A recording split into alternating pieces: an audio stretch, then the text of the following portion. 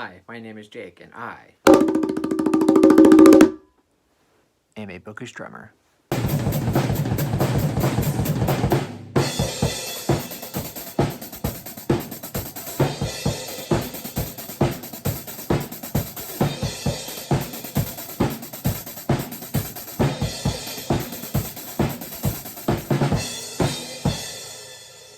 So for this video, I'm going to be talking about my January wrap-up. All of the books that I read in the month of January and all of the books that I attempted to read in January. I'm filming this in the beginning of February, and I've already DNF'd a lot of books this year, and I haven't really had a 5-star book yet, which is kind of rare. I've given a few books 4.5 stars, and I don't know. It's been a weird, rocky, all over the place reading month and year so far. So we're gonna get into it. I read a lot of books in January. I also DNF'd quite a few, so it'll be, you know what? Without further ado, let's go ahead and jump right into it.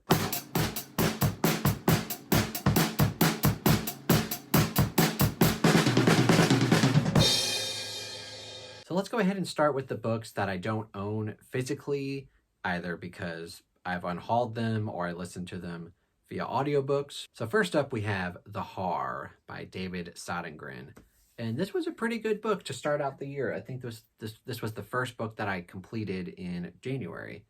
And I really liked it. I gave it 4 stars. It was just a little 200-page, just really weird horror book that I really liked. It's not something that I'll probably go back and reread. I did have a physical copy. It doesn't have an audiobook, so I just read it physically, which I don't normally do. I usually like to immersion read. I'll have an audiobook and I'll have a physical book reading along with it. But yeah, it was a good experience. I really liked it. I really liked the main character, and the main character is like this 80-year-old woman. You don't normally get that, and in this book, it's one of those books, like, you just got to jump into it not knowing a whole lot about it. Like, if you don't want to read it based off of this cover alone, which is the reason I wanted to read it, just don't read it because you get that and it's pretty cool. I did have some minor issues with it, but overall it was a very fun, very just creepy, just weird book that it's just weird, but it was great. And I really liked it. It was The Har by David Sotengren. 4 stars. I also read A Slow Fire Burning by, oh God, what's her name? Paula Hawkins. And I've read 2 other books by this author. The big one is, what is it, Girl on a Train? That one was kind of iffy. I was like, okay. And then the other one that I really liked by her was Into the Water. That one I gave 4.5 stars. I would say that one is kind of written in a similar vein as A Slow Fire Burning. Although for that one, I thought the mystery element was a lot more interesting.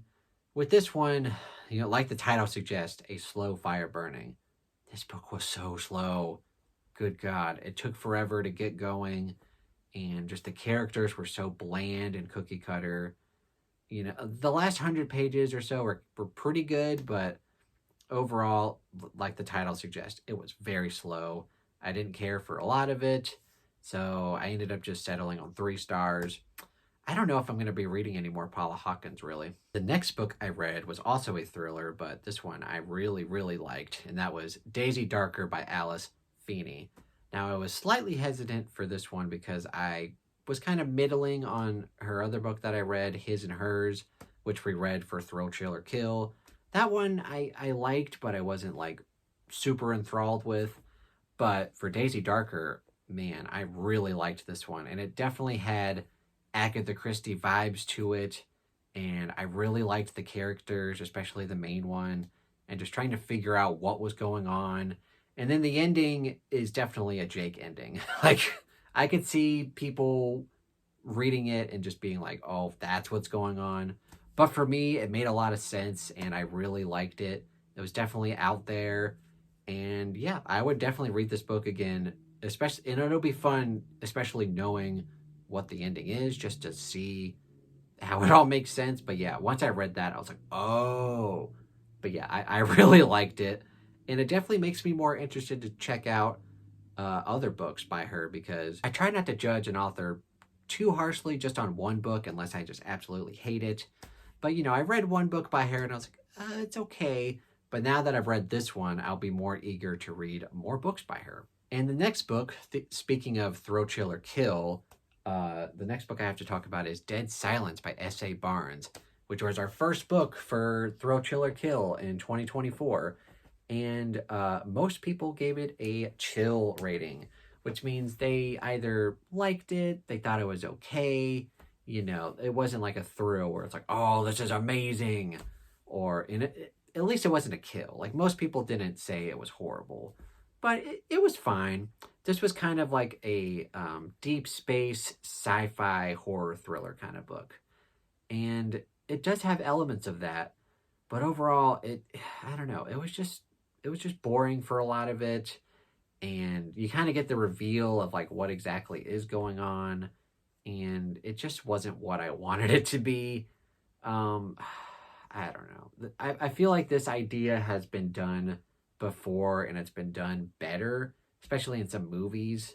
But yeah, overall it was good, but it wasn't like spectacular. And another book that I read for Patreon, if you don't know, if you're a Patreon member, you get to get your name on the wheel spin that I do every month. And if you win, you get to pick a book for me to read that month. And East of Eden by John Steinbeck was the winner. And it was fine.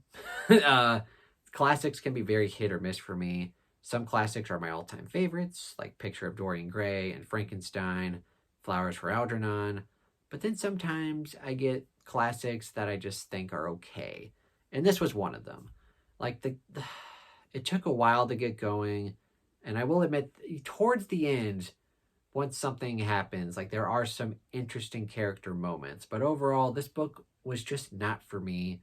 A lot of religious allegory that I either thought was fine or just went over my head. I don't know. I know a lot of people love this book, but it just was not for me. Another book I read that I've unhauled because I'm probably not going to read it again is Timequake by Kurt Vonnegut. I've read Kurt Vonnegut in the past, and I've had mixed reviews on a lot of his books.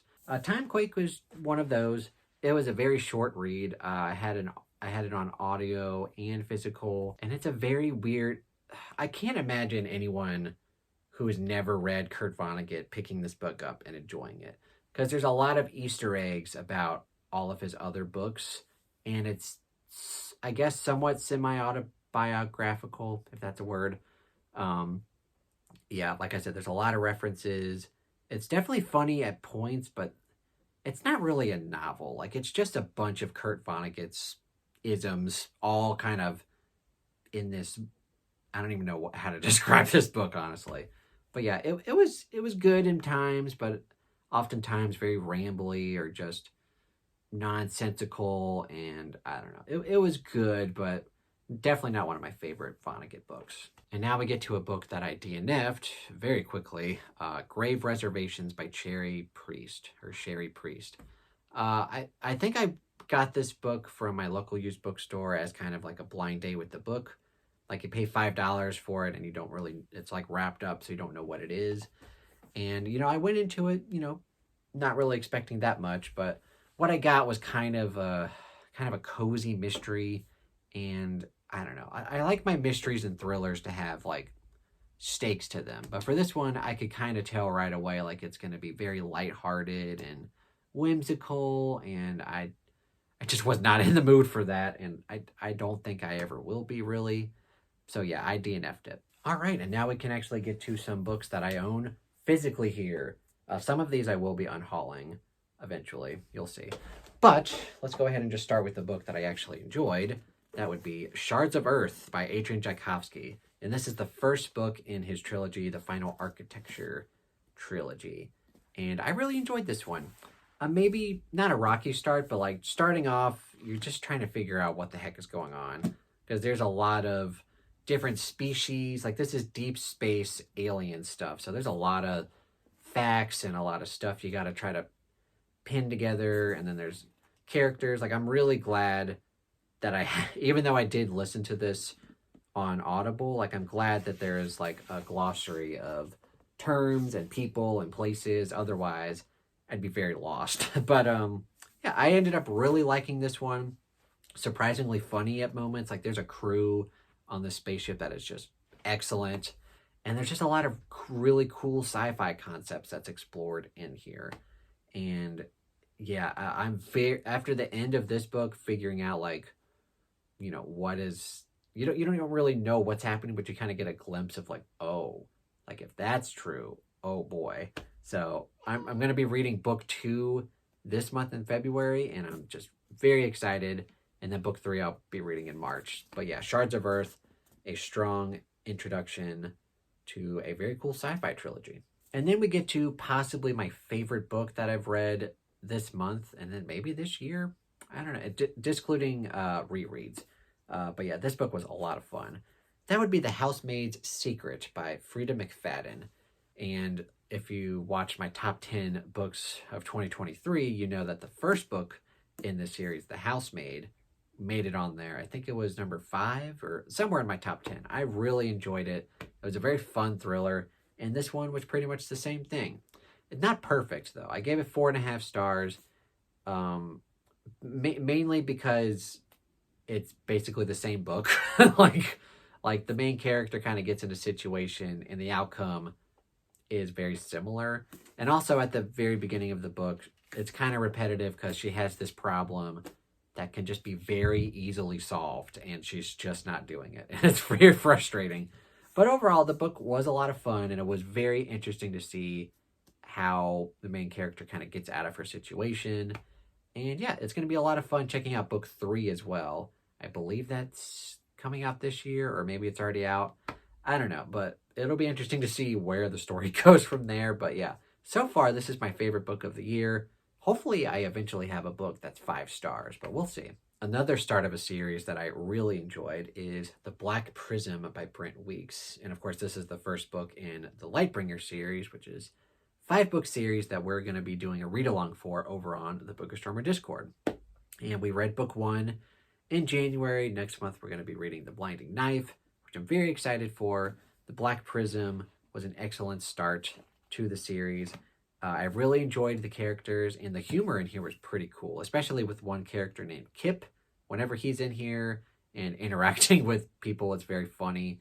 And it'll be interesting to see just what happens in the upcoming volumes, because there's a lot of theories to be had with this book. Because as you even in book 1, like you're not really sure just how fleshed out this magic system is. Like, I don't really know. You don't know everything yet, which is kind of like, I a little bit, but there's definitely, we're just on the surface level. I feel like we're going to be learning a lot more about the magic system in upcoming books. So that'll be a lot of fun to get to. There's also a few bombshells like right at the end of the book where you're like, oh man, I got to figure out like what to do with that in the next book. So yeah, The Black Prism was very good. 4 stars. I also read The Patient by Jasper Dewitt. And this was a very fun kind of psychological horror book that I listened to on Evrind. And this was a fun listen because it's actually written in epistolary style, where this guy is basically posting this thing on, I don't remember if it's Reddit or some kind of online forum, and people are reading what he's writing because it's pretty bonkers. It's basically just this psychiatrist who's working in this asylum or whatever, and he's just recounting his experience with this very peculiar patient. And I really liked it. And it's not something that I'm probably going to go back and reread, but it was definitely a fun time reading it. It went in some directions that I was not anticipating.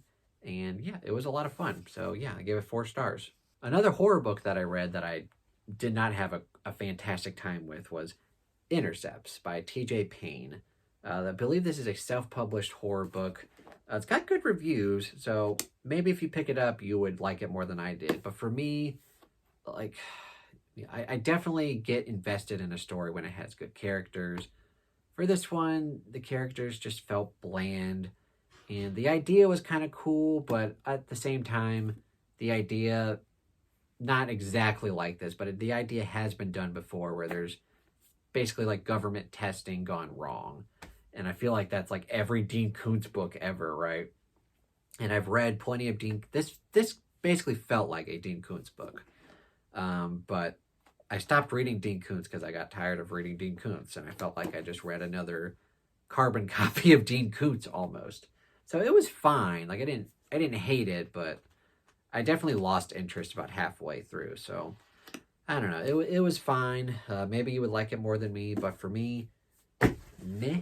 I also read Final Girls by Riley Sager, and this was one of the very few ones that I haven't read yet. I believe I had read all of them besides this one up until this point, and I was very much interested in it because obviously Final Girls is referring to, Final Girls, like the horror term, and I definitely was hoping this was going to be more horror leaning, but it definitely reads, like most Riley Sager books, like a thriller. And I don't know. This being his first book, and then also The Last Time I Lied, I also didn't really like that one. I gave both of these books 2.5 stars. I didn't really like the main character that much, and just the way that it went. Like, there's not really a lot of characters, so there's not really, like I wasn't able to guess it, but like the ending to this book, it did feel predictable. Like, oh well, okay. I don't know. Usually with Riley Sager, his books are definitely good at surprising me, especially like The House Across the Lake and Home Before Dark. And, just a lot of his books have really, they can sometimes have polarizing endings, but sometimes they can work out pretty well. With this one, I don't know. I was just left underwhelmed with this one. It's definitely one of my least favorite Riley Sager books, but I feel like he's getting better and better as a writer because his first few books I'm not that big a fan of, but like House Across the Lake was really good. So we're gonna hope that he continues with writing better books, but we'll see. All right, so this is probably gonna be a long video, but I have 3 more books to talk about. 2 more DNFs, and then 1 is the start of a new series that I really liked. So I'll try to be more quick here. 1 book that I DNF'd is Deacon King Kong.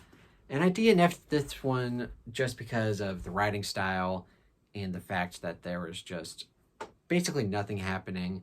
And this author is very meandering. And there just wasn't anything like holding this book together. It felt very incohesive. There's not really any plot.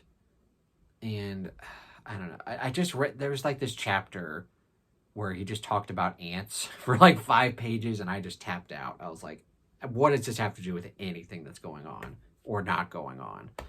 I know it's a popular book and a lot of people love it, but just not for me. And yet another thriller that I did not have a good time with. I've been reading a lot of thrillers lately, and some of them have been really good, but some of them have been bottom of the barrel. This one I did not enjoy. I DNF'd it. Last Girl Ghosted. This one is about a woman who is dating online and meets a man, and they're dating for like 3 months. Everything seems to be going well, and then all of a sudden he ghosts her. Oh, poor her. But then, a little while later, a detective shows up asking about the man who ghosted her and said that this has happened before with other women, and they're trying to figure out something. But I just did not give a damn about this woman and her problems. And there's also a lot of social commentary about modern dating and online dating, and I just did not care. So like after 90 pages or so, I tapped out, and yeah, I'm glad I did. And the last book, if I'm not mistaken, that I have to talk about here is exciting because I loved this author's previous fantasy series, and now this seems to be a promising start to a new one. And that would be The Dragons of Deepwood Fen by Bradley P. Bulio, the same author as Song of Shattered Sands, which I really enjoyed. This is the first book. I believe it's called the Book of Holt series. I don't know if it's going to be a trilogy or if it's going to be longer. I don't know, but the first book, it did have like a little bit of a rocky start because there's just so many character perspectives, like right at the start, trying to figure out what's going on. And not even just perspectives, just characters in general, trying to piece everything together. But once you kind of get used to just the sheer amount of characters in this book, you start to piece together what's going on, and the dragons in here are pretty cool, and very, very intricate plot of, you know, just trying to figure out what's going on is the fun of this book. And you get to the end and you kind of get like a grand picture of like where the story could go. And yeah, I'm definitely interested to read the sequel whenever that's coming out. I believe this is a new release. I think this came out like December or January. But yeah, very excited for new books coming out in this series. All right, those are all of the books that I either DNF'd or read in the month of January. And the DNF train is going to continue in February, by the way, because I've already, it's February 8th, and I've already DNF'd 2 books in February, so, oh man. I think last year I DNF'd 10 books, and I've already, like, the whole year of 2023 I DNF'd 10 books. And this year, February 8th, I've already DNF'd 5 books. And I have not given any books 5 stars besides my reread of My Heart is a Chainsaw. I've given books 4 and 4.5 stars, but I've yet to find a new favorite 5-star book. So I'm hoping that'll happen soon. We'll see. It'd be funny if, like, at the very end of the year, like Wind and Truth, like, that gets 5 stars. It's like, that's my only 5-star year, or 5-star book of the year. That won't happen. But yeah, let me know what you guys thought about my January reading. Have you guys read any of these books? Please let me know what you thought of them down below. And yeah, we'll chat about it. Thank you guys so much for watching. If you enjoyed this video, please give it a thumbs up. Consider subscribing to the YouTube channel and the Book Astronomer Discord. I also have my Patreon link down below, as well as my Amazon wish list. Thank you guys so much for watching, and have a fantastic day.